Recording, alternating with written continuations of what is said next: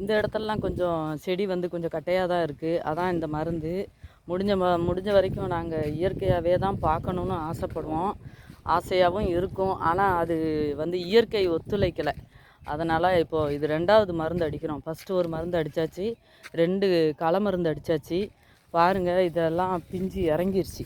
நல்லா பிஞ்சு இறங்கி வந்துட்டுருக்கு. ஆனால் ஒரு செடிக்கு குறைஞ்சது 200 காயாவது காய்க்கும்.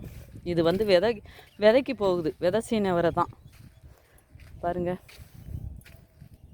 செடி வளராத இடத்துக்கு ஒரு பவுட்ரு கொடுத்துருக்காங்க. அந்த பவுட்ரு விளம்பரம் பண்ணலாமா என்னன்னு தெரியல.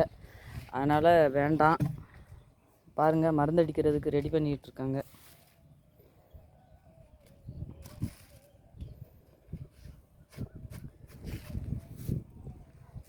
இந்த மருந்து எவ்வளோ வந்துச்சுமாம்மா மொத்தம்?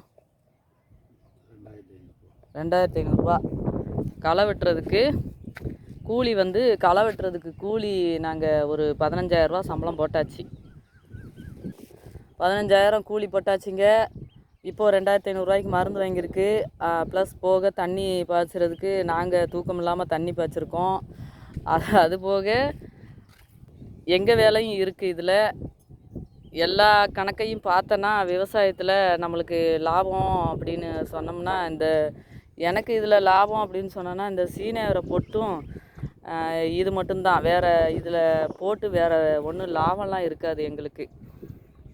நல்லா தண்ணியும் செழிம்பாக பாயணும். செழிம்பாக தண்ணி பாயிறதுக்கு ஒரு சிலர் கேட்டிருந்தீங்க, தண்ணி பத்தாது கொத்தவரங்காய்க்கு, இன்னும் தண்ணி பாயணும் அப்படின்னு சொல்லியிருக்கீங்க. ஆனால் தண்ணி வத்திருச்சு கிணத்துல, காத்தடி காலமாக. அதனால் தண்ணி கீழே ரொம்ப போயிடுச்சு. என்ன பண்ணணும் எங்களுக்கே தெரியல.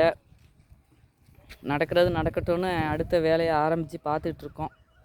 Okay bye. எங்கள் விவசாயம் பிடிச்சிருந்தா எங்களுக்கு சப்போர்ட் பண்ணுங்கள். Okay bye.